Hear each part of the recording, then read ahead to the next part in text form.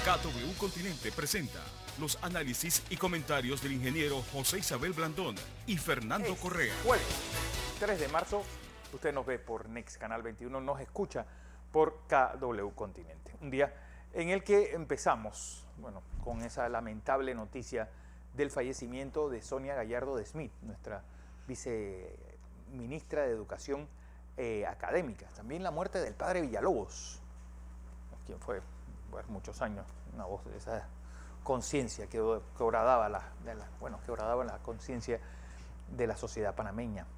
Un día en el que la niña de 8 años embarazada dio a luz anoche.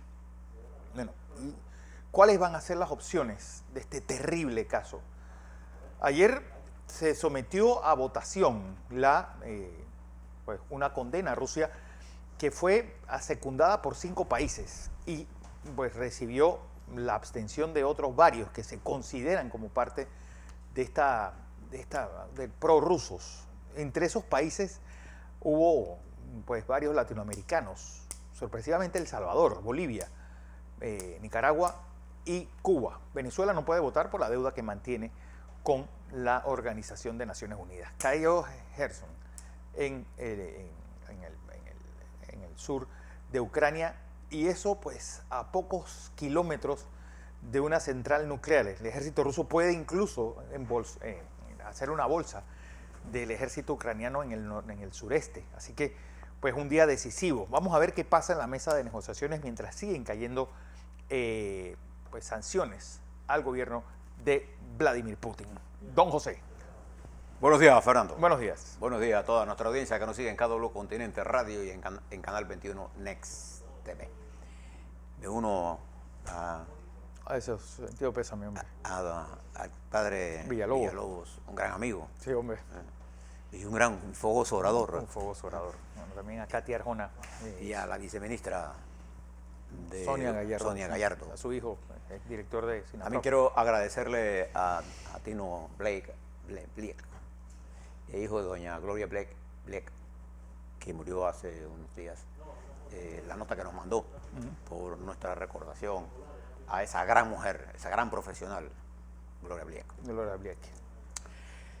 Pero vamos al escenario mundial. Muchas cosas están ocurriendo en este momento, y para que usted, mientras toma su café, viene caminando, viene en camino, escuche lo que está ocurriendo y saque sus conclusiones. Mire algunas cosas que parecen anécdotas sacadas de un libro de Julio Verne. Ayer el gobierno alemán capturó el yate de Alisher Urmanov, un oligarca ruso. Este pequeño yate de $600 millones. De 600, no escucho mal. Ha sido capturado. Mientras otro, valorado probablemente en $1.000 millones, del oligarca Oleg Deripaska, uno de los magnates, el magnate de una de las fábricas más grandes de producción de aluminio. Se está buscando refugio en Maldivia, huyéndole a las sanciones porque van a congelar todos esos activos. Así que no es una buena hora para ser oligarca en Rusia. Los que fueron tuvieron muchos ingresos y tienen muchos ingresos, porque una que usted ni se imagina. Yo a veces me pregunto, ¿qué puede hacer un hombre con un yate de 500, 600 millones o de 1.000 millones? ¿Qué puede hacer? Disfrutar de una vida de excesos. Bueno, esta es la gente, este hombre del aluminio, fue el hombre que junto a Paul Manafort, ¿se acuerda de él? Uno de los que dirigió la campaña del presidente Trump, el que hizo los enlaces con Putin y Trump en la campaña, y donde la información norteamericana revela que esos fueron los que intervinieron en la campaña del 2016, en la que corrió el presidente Trump. Bueno, para los fanáticos del fútbol, el mismo futuro lo está pasando el Chelsea. Este equipo inglés, dueño de uno de los magnates rusos, Abramovich, que lo acaba de poner en venta a 1.500 millones de libras esterlinas, unos $2.000 millones. Así que los fanáticos del Chelsea también, víctimas de esta pandemia o de estas sanciones hacia los magnates, hacia la oligarquía rusa? Okay. Estos datos de la oligarquía, pero usted ha visto ahora cómo algunos oligarcas rusos comienzan a hablar de la guerra, qué sé yo. Yo quisiera ponerle una serie de hechos en perspectiva para que usted lo incluya en su análisis de la cantidad de información que está saliendo de esta desastrosa y malvada guerra que Putin ha desatado contra Ucrania, que lo revela a él en toda su extensión y el aparato que está detrás de él. Fíjese estas cosas que ustedes tienen en consideración. El caso de la República Popular China. Una filtración de la inteligencia del oeste, de Europa y de Estados Unidos, revela que antes de iniciar los Juegos Olímpicos en China, funcionarios de la República Popular China le pidieron a funcionarios de Rusia que no dieran la invasión antes que terminaran los Juegos. La inteligencia norteamericana publica estos datos. Si Xi Jinping, pues recuerde que Putin estuvo en la inauguración de los Juegos Olímpicos, fue uno de los pocos. Por los pocos. No se sabe si en esa conversación esto se llevó a esos niveles. Lo cierto es que lo demoró. Pero esa fue la posición de ese momento, probablemente. Probablemente la información no está correcta del todo. Lo cierto es que desde ese momento a la invasión ha habido un cambio importante en China Popular. Y debe usted recordar que la República Popular y China y Rusia tienen una relación muy buena, han aumentado el comercio. La dependencia de China de petróleo y de gas es grande, pero la dependencia de Rusia con respecto al aporte que China hace y del intercambio que favorece a Rusia es vital para Rusia. ¿Y qué ha hecho China? Primero, ayer en la votación que le señalaba Fernando, que quedó 141 a favor de condenar la intervención rusa en Ucrania. Fue contundente, casi un 75%. Es la más alta votación de las 10 que se han dado desde el 80 a esta parte. Sí. Porque se lleva a votación cuando hay veto en el Consejo de Seguridad. Y solamente en el grupito de Putin quedaron 5 países. Se los voy a leer. Quedó Corea del Norte, Siria, Eritrea, Bielorrusia y Rusia. Un club exquisito. Sí, una cosa... Y fíjense quiénes son los que dirigen puros dictadores. Eso quedó solo. Y China Popular se abstuvo.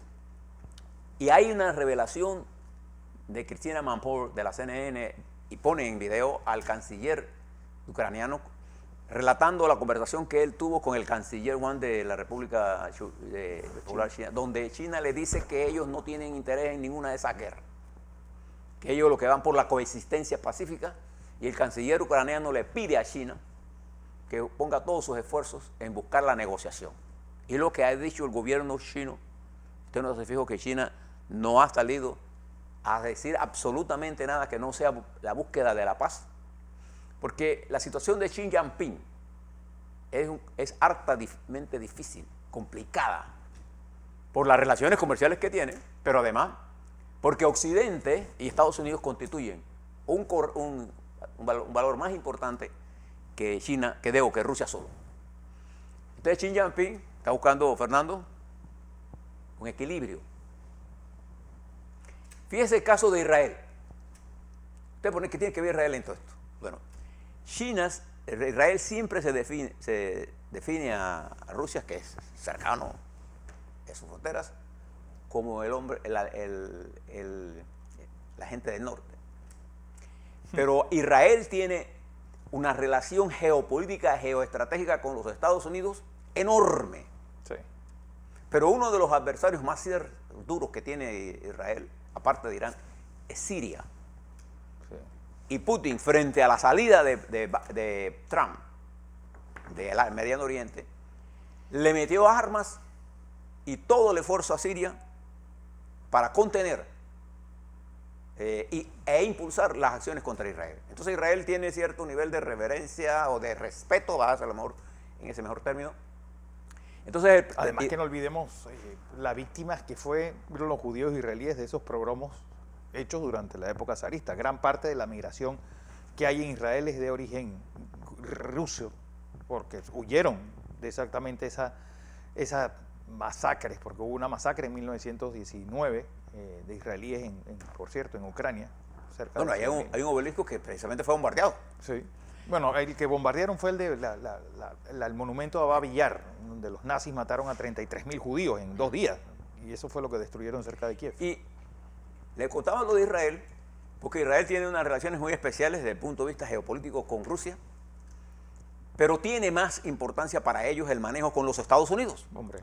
Pero enormemente. Entonces ahora tiene Israel que jugar un juego extremadamente fino, porque Rusia es una amenaza permanente para Israel.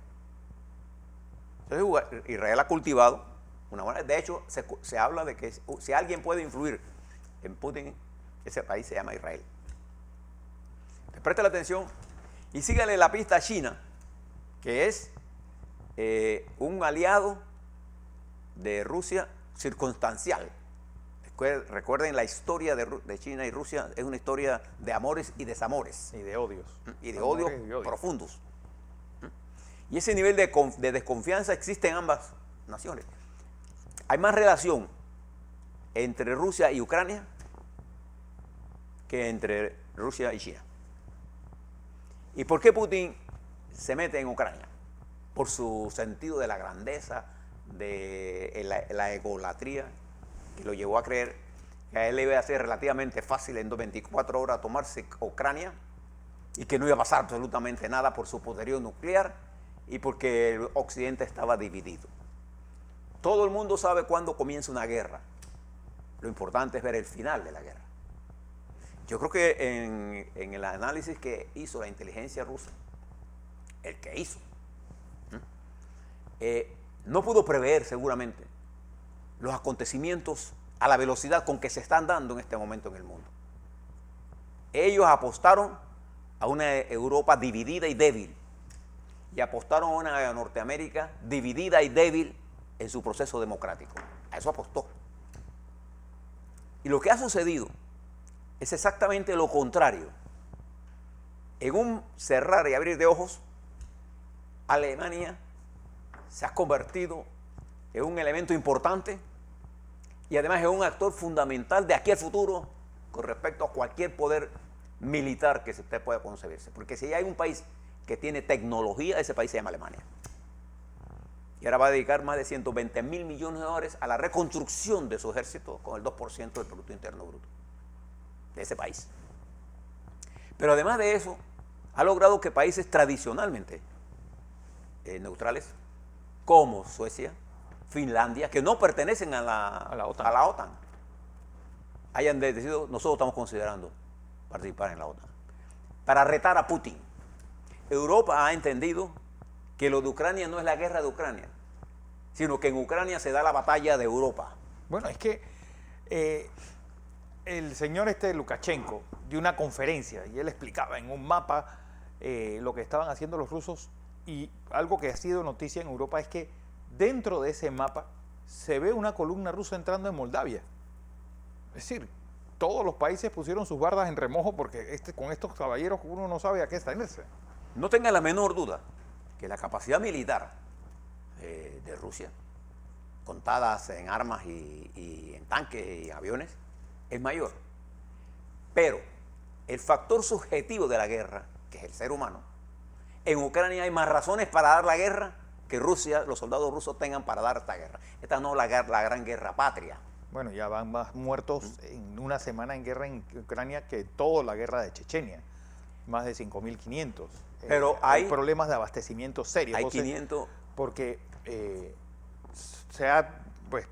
los videos que están llegando son de muchos carros rusos, tanques sobre todo, abandonados porque quedaron sin piezas o quedaron sin gasolina. A los rusos que están capturando se les está encontrando incluso comida vencida, que es lo que le están proveyendo.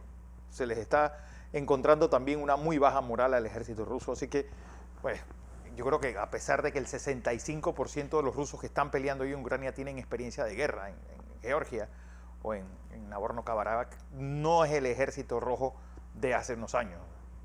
Pero, además de eso, el ejército o los partisanos o los civiles ucranianos Sí, los civiles. pelean por su patria.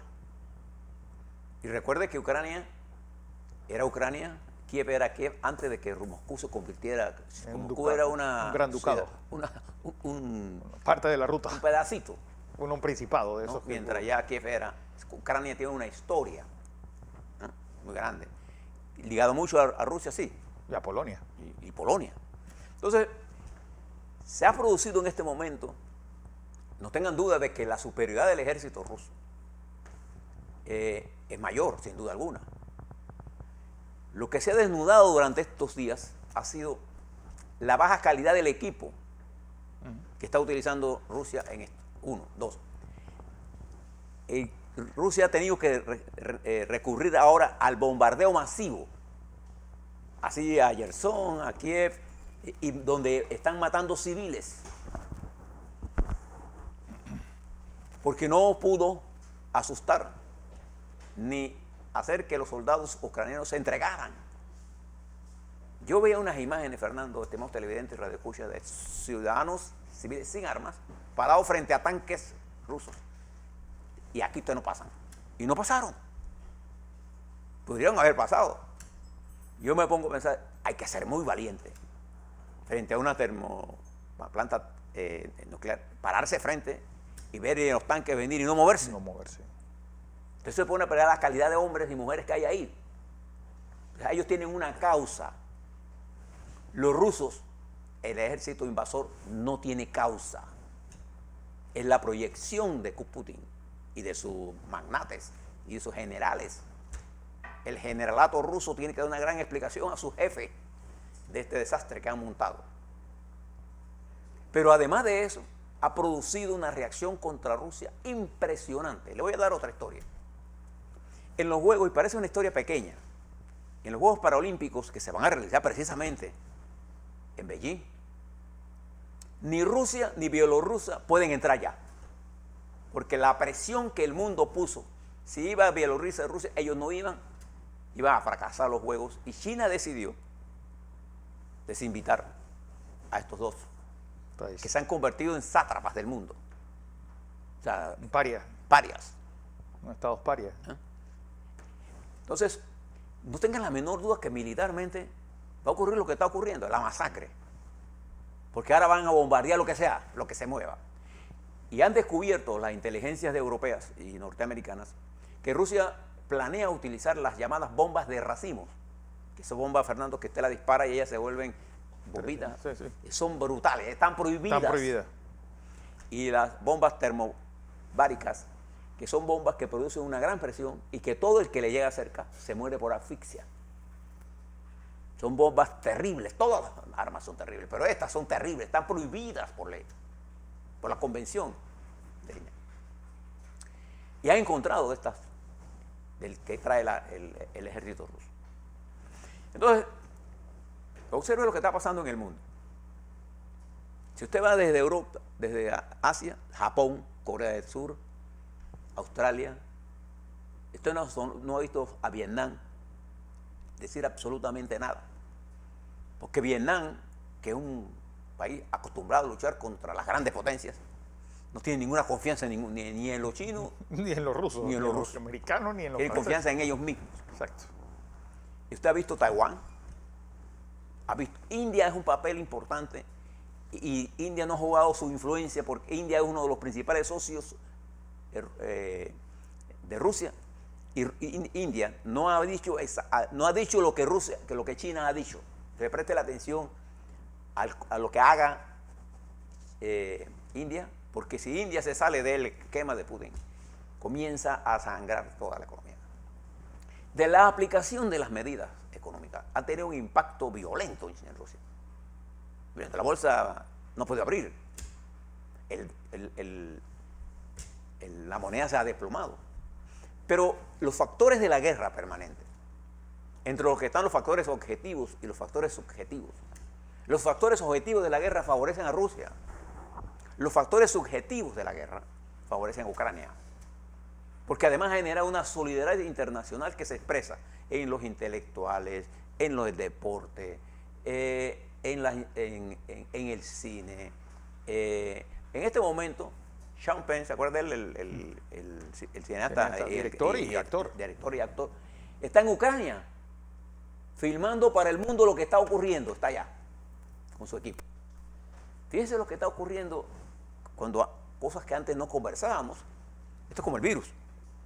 Del virus aprendimos un montón de cosas. De esta invasión estamos aprendiendo a entender la correlación de fuerzas en Europa, la calidad de armamento de los rusos. La estrategia de Putin es tomarse Ucrania, debilitarla y debilitar el poder político mientras demora el diálogo, pese a tomarse, y probablemente se las tome, las principales ciudades, destruir el ejército y poner un títere. Y por ahí mismo los otros países del ex eje están poniendo sus bardas en remojo y se está produciendo una unidad monolítica detrás de Europa con los Estados Unidos, el mundo occidental, en América Latina.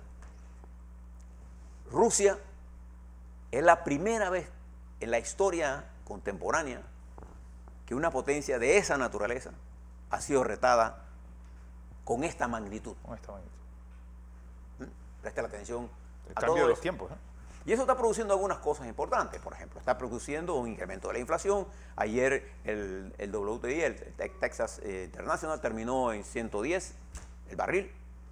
El oro subió a 1945, 54.